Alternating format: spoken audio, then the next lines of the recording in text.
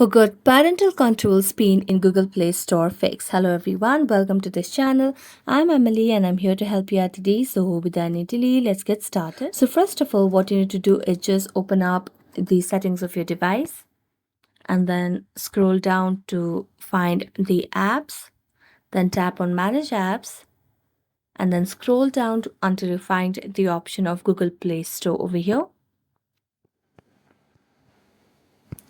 As you tap on that, you'll be able to see the option of clear data. Tap on that and tap on clear all data.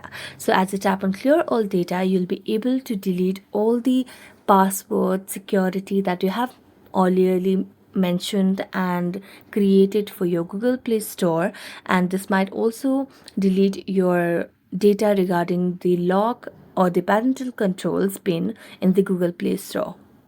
So thank you so much for watching this video. If you enjoyed watching it, don't forget to like, subscribe and hit the bell notification for more updates. That's it for today. See you next time.